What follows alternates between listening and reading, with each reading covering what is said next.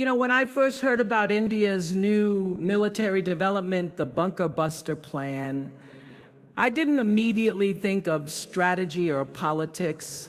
I thought of people, I thought of the families who live in the shadows of borders, the children who hear the rumble of jets instead of lullabies. I thought of how fear travels faster than missiles, how uncertainty can become the air you breathe when nations gear up for conflict. Now let me be clear, India is not new to adversity. This is a nation that has walked through colonial scars, internal challenges, border skirmishes, and global pressure, and still risen with its chin high. But this time, the headlines feel heavier. Bunker busters, the kind of weapon that doesn't just strike, but penetrates deep, destroys hidden fortresses, and sends a message that no underground chamber is safe. That's not just technology, that's psychological warfare. But let's take a breath. Let's step back, because behind this military unveiling, there's a story of deep-seated mistrust, a history that runs blood deep between India, Pakistan, and China. Generations have grown up not knowing peace, but preparing for its absence. So when India reveals a plan like this, it isn't just about defense, it's about declaration. A declaration that says, we are watching, we are ready, and we will not be caught off guard. Now, some people will hear this and say, Oprah, you don't understand geopolitical dynamics.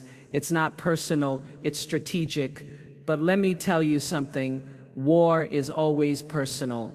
When mothers bury sons, when cities lose power, not from outages, but from bombings.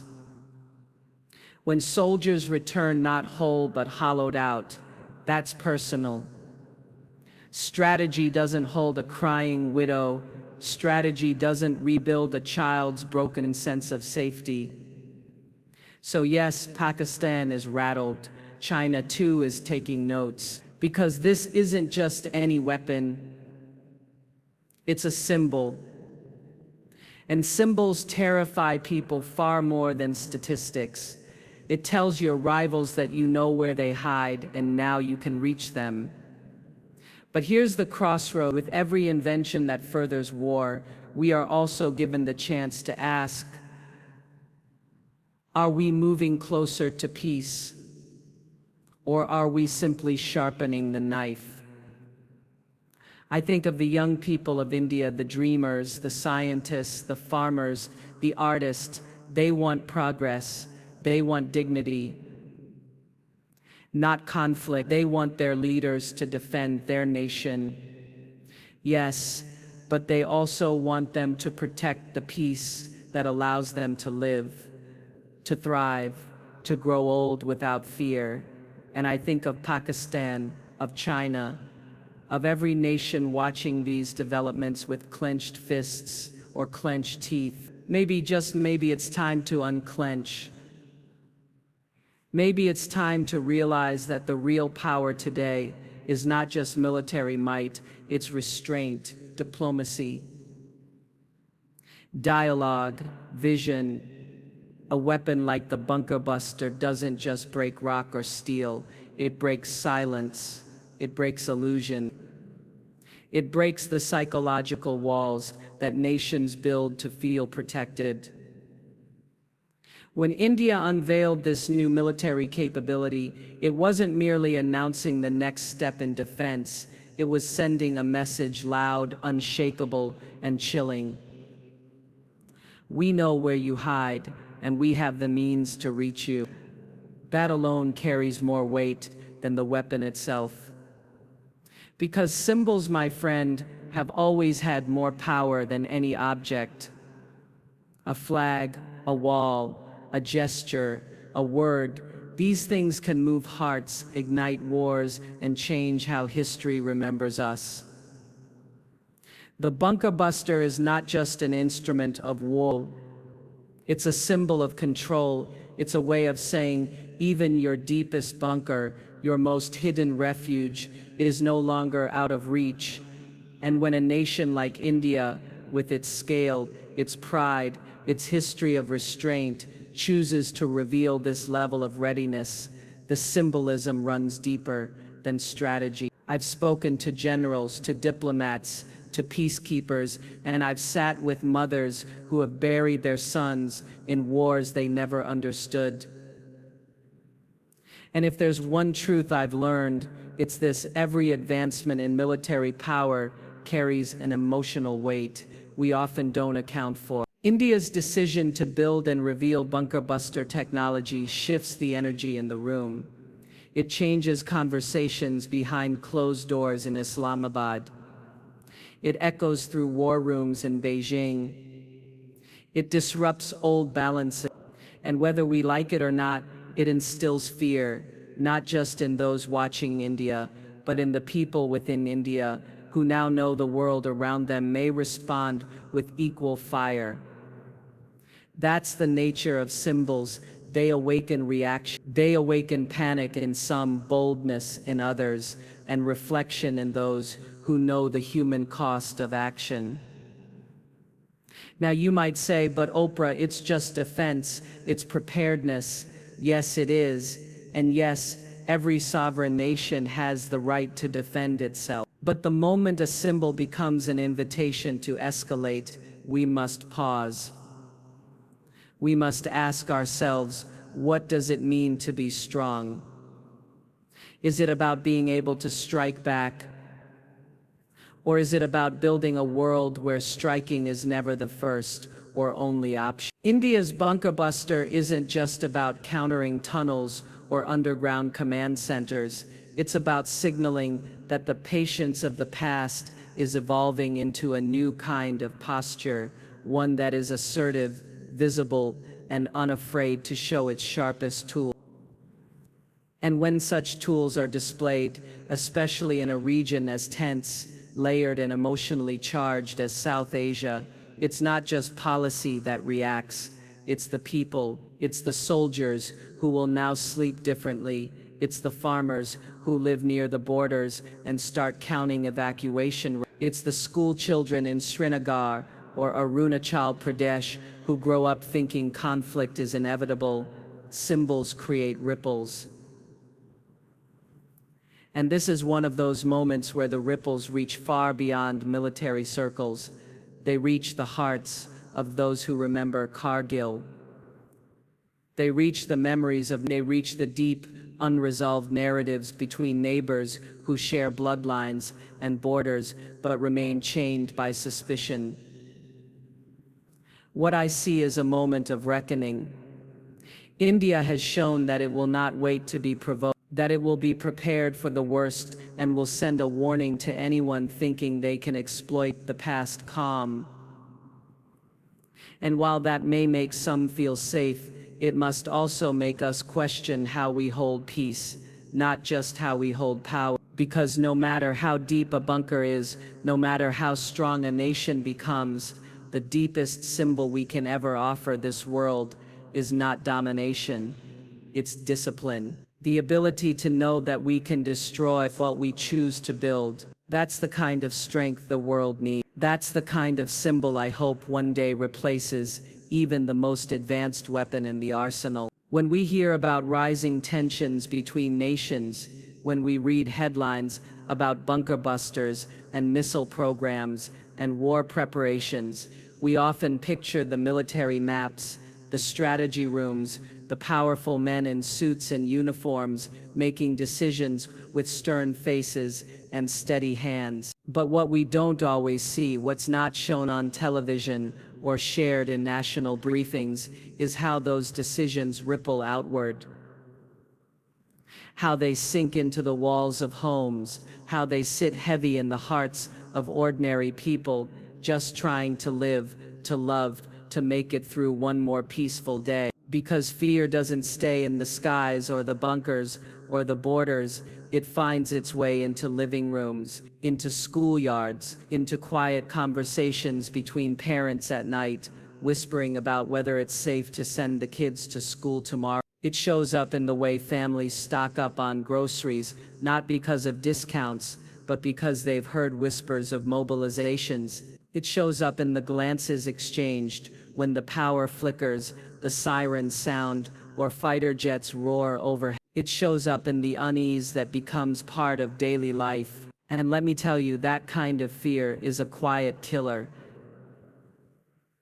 It doesn't explode, it erodes. It wears down hope in small pieces until one day waking up without anxiety feels like a luxury, not a right. You see, when India announces something as monumental as a bunker buster capability, when it showcases its ability to reach even the most fortified hideouts in enemy territory, it's not just Pakistan or China that feels the tremble. It's also the Indian mother whose son is stationed at the It's the Pakistani teacher in a rural village near the border who knows that her school doesn't have a basement, let alone a bunker. It's the Chinese child whose grandfather tells him bedtime stories of the last war, now sounding less like fiction and more like prelude. This fear has no allegiance. It doesn't ask for passports. It doesn't care about nationalism. It just moves from screen to soul, from headline to heartbeat, and it moves fast. I remember meeting a young girl during a trip to Kashmir years ago. Her name was Naila. She couldn't have been more than 10, but the look in her eyes held a knowing, a tiredness far beyond her years.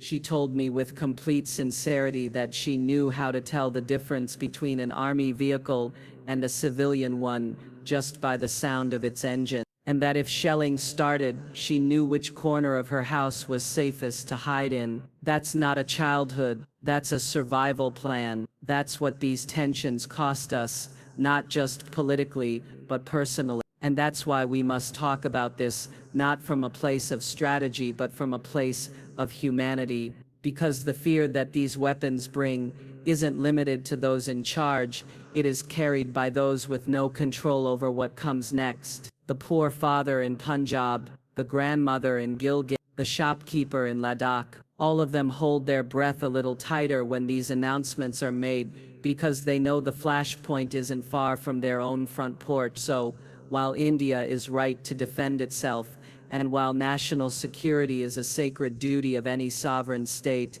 we cannot forget the emotional cost, the fear that seeps into the soil, the invisible trauma passed from one generation to the next. The children who grow up not just with fire drills, but with evacuation routes memorized, not just with textbooks, but with war vocabulary embedded into their speech.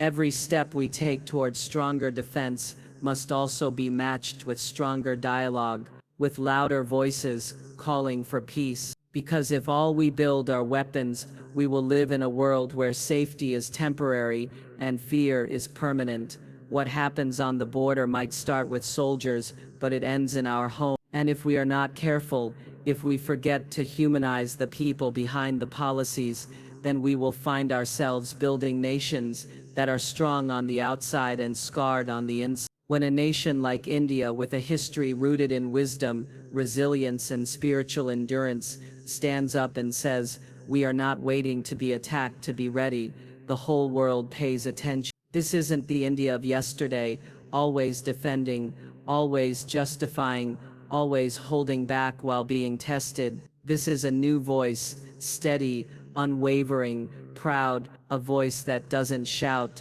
but speaks with the kind of calm that only comes from deep conviction. And that message is clear: strength with a spine. You know, strength is often misunderstood. We've been taught, especially in international politics, that strength means force, it means aggression, it means showing your teeth before your heart. But real strength, the kind that lasts, is quiet, it's thoughtful, it's deeply rooted in values. And when India reveals something like its bunker buster capability, something that says it can hit hardened underground targets with precision, it's not bluster, it's not about intimidation, it's about readiness, dignity, boundary. It's India saying, we are no longer just reacting, we are prepared.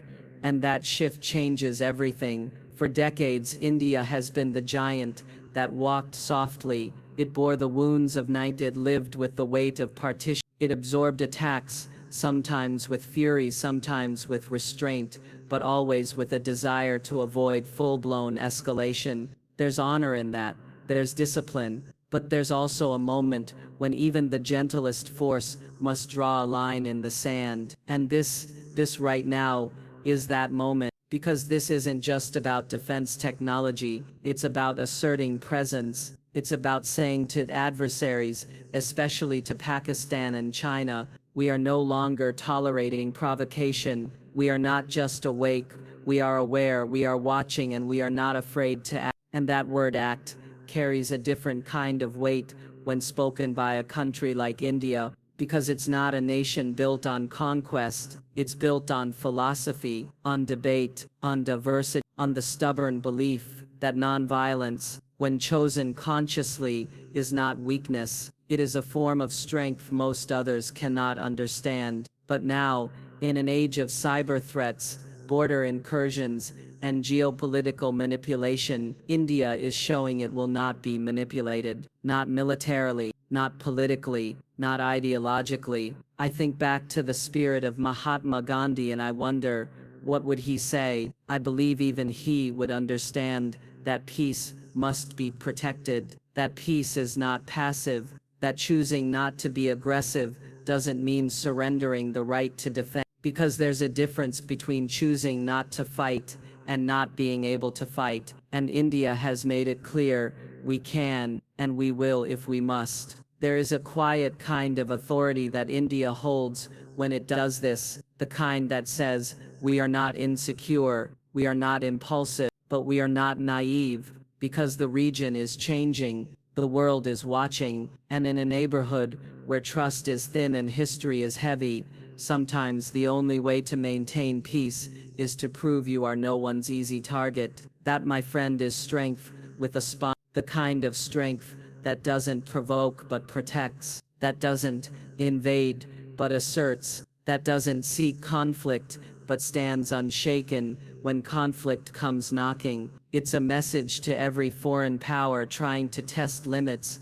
Don't mistake diplomacy for weakness. Don't confuse patience with passivity. And to the people of India, the soldiers, the scientists, the citizens, I imagine this moment feels layered, a mix of pride and pressure, because when your country becomes a power, others fear it comes with responsibility. The world now looks to India, not just as a rising economic force, but as a strategic game changer, and that means its decisions, its posture, its message matter more than ever. So let India rise, but let it rise with grace. Let it lead not just in weapons, but in wisdom. Let it show the world that yes, it has power, but it also has perspective. Because true power, the kind that changes history, isn't in how loudly you roar, it's in how deliberately you walk, how wisely you choose, and how boldly you protect what is right without losing who you are. It's a strange thing how silence can grow louder than sound. After India unveiled its bunker-buster plan, there wasn't an immediate thunderous reaction from either Pakistan or China, no dramatic speeches, no fire and brimstone declaration. But if you really listen, I mean really listen, there's a trembling underneath that quiet, there's anxiety, there's a shift in the air that even the strongest generals can feel behind their composed face. Because when a nation like India, long viewed as restrained and reactive, takes a bold step forward and shows that it has not only the will, but the means to penetrate deeply buried threats, something fundamental changes in the minds of its neighbors. Let me talk to you not as a strategist, but as a human being who has witnessed how fear disguises itself. Sometimes it wears the face of arrogance, sometimes it cloaks itself in overconfidence or harsh rhetoric, but fear, real fear, is felt most in moments of recalibration, and that is exactly what's happening in Islamabad and Beijing right now. They are recalibrating, rethinking, reviewing their assumptions, because the India they were used to, patient, measured, cautious, has evolved into a new force, not chaotic, not reckless, but unshakable, prepared, intentional. Pakistan has lived with the ghost of war since its birth. Every child in that nation grows up learning the story of its creation alongside the narrative of its rivalry. And for decades, the equation was simple. If India pushes, Pakistan pushes back. But with this development, India's capacity to strike strategic underground bunkers, to destroy hardened shelters with precision, that equation no longer feels so balanced. Because now there's the realization that even secret strongholds previously considered safe are vulnerable. And when your hiding places become known, what do you have left? That's not just a tactical threat, it's a psychological one. And China plays a different game. Subtle, long-term, a master of waiting, watching, testing. But even the most composed players start sweating when the board shifts under their feet. India's demonstration of its advanced capabilities isn't just a signal to Pakistan, it's a clear statement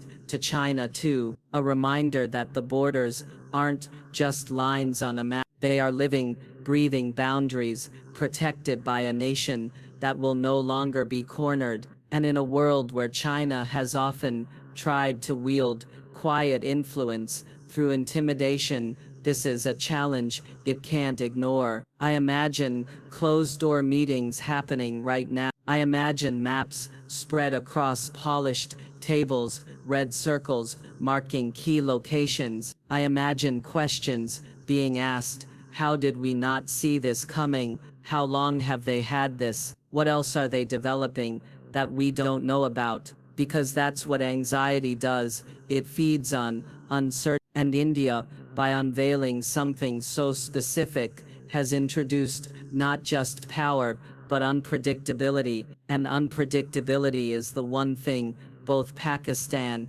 and China fear the most. But let me pause here and say this: fear doesn't always lead to war. Sometimes, if we are wise, fear can lead to awareness, to humility, to diplomacy. When a rival becomes strong, you can either rise to meet them with hostility, or you can step back and reconsider your path. I pray for the latter, because while weapons may frighten, only wisdom can heal. Still, we must not underestimate how deeply this new Indian posture shakes old foundations. The strategic anxiety in the region isn't about one weapon, it's about what that weapon represents. A shift in the balance, a change in posture, a signal that India is not just reacting anymore, it's reshaping the rules of the game. And that means China and Pakistan are no longer looking at the same India they thought they understood.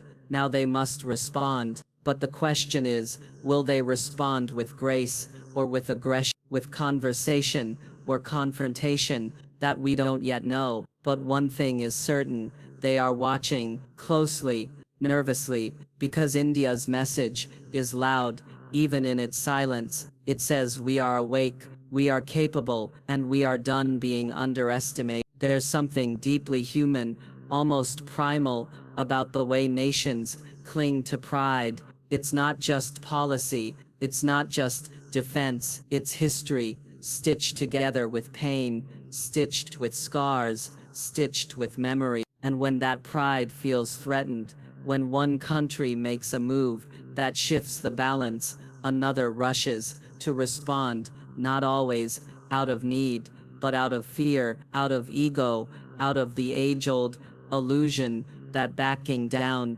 means losing faith. But let me tell you something I've learned in my life after sitting across from world leaders, war survivors, broken families, and hopeful children.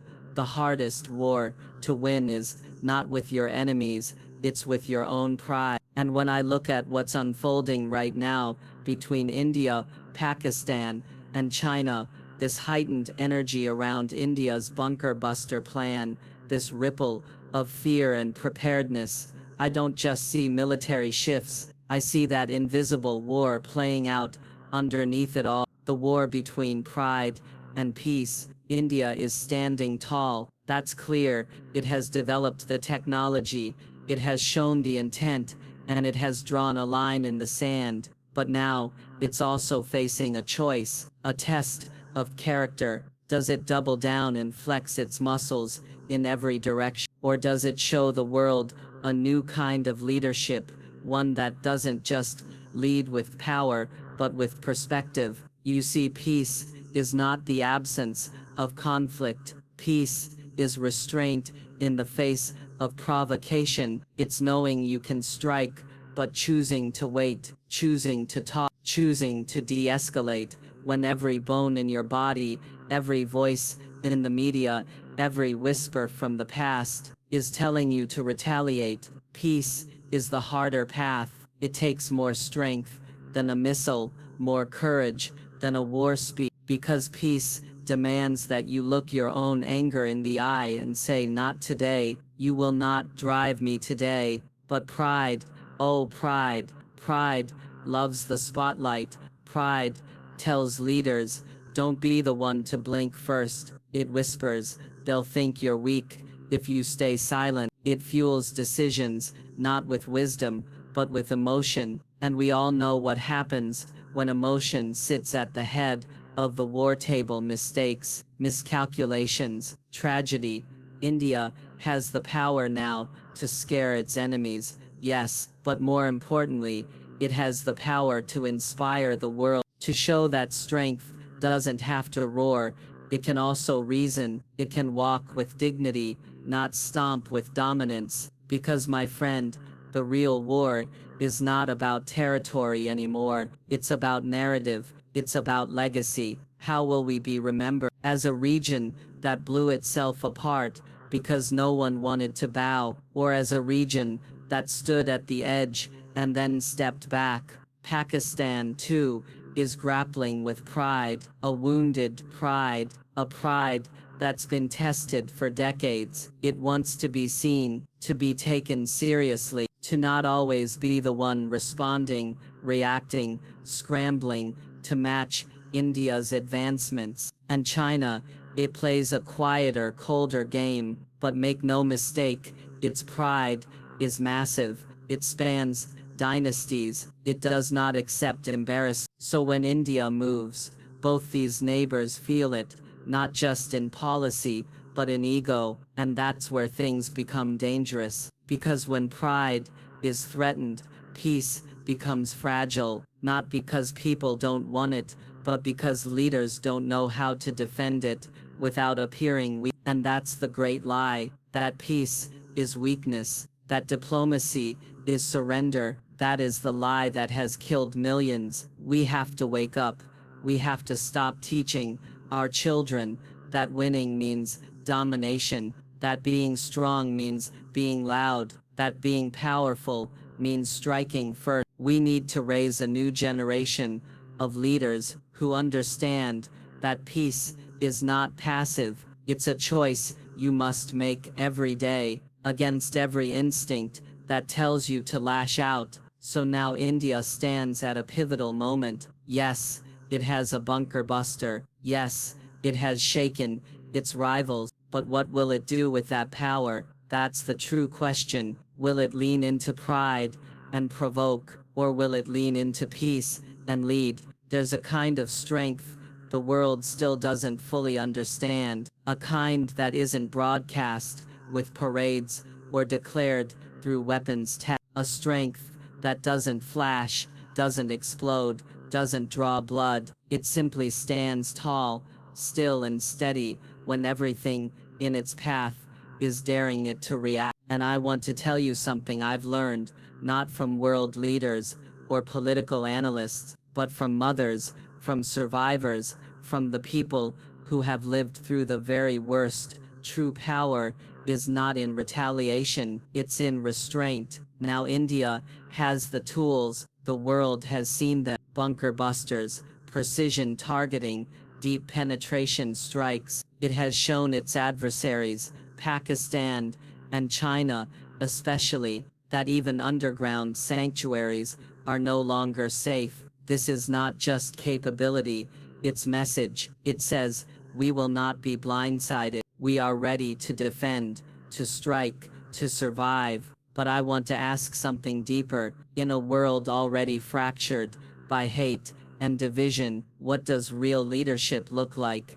In a moment like this, it's easy to retaliate. Let me tell you, it's easy to lash out, to let emotion make the decision. Retaliation comes naturally when you've been provoked for years, when you've held back and been mocked for it, when you've lost lives and been told to stay calm. Retaliation is a fire that doesn't need much to burn, but restraint is the act of standing in the fire and not letting it consume you. That is strength most people can't even fathom. Think of the world we live in today. Leaders are rewarded for dominance, for threats, for being louder, faster, bolder with their anger. But who celebrates the one who held back? Who honors the leader who paused, breathed, and said, no, not this way? That's who I want to celebrate, because that's the kind of power we should be striving for,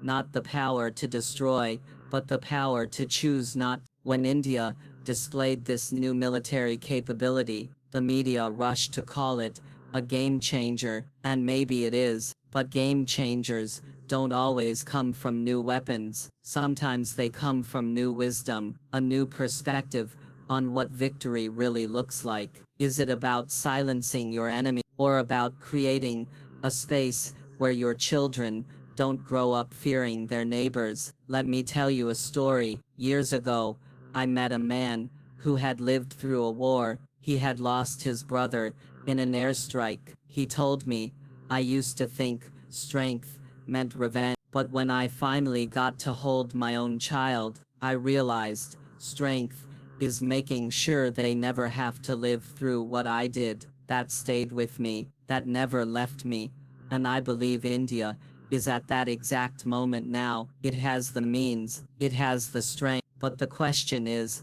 what kind of future does it want to build? Because when you are powerful, restraint becomes your greatest weapon. It becomes your greatest gift to the world, to those who call for strikes, who scream for retaliation.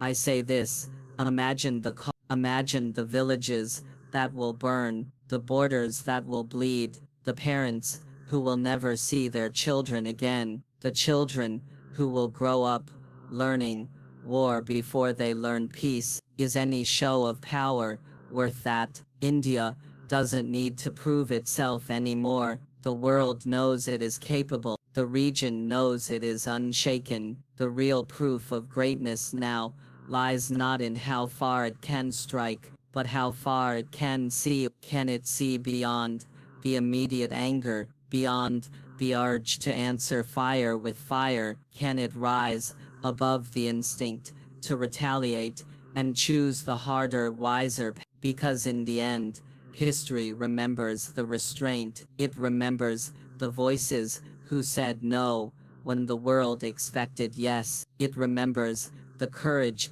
it takes to hold your ground without pulling the trigger. India's strength is real, but how it chooses to use or not use that strength, that's where its legacy will be written. And my hope, my prayer, is that it becomes a legacy, not of war but of wisdom.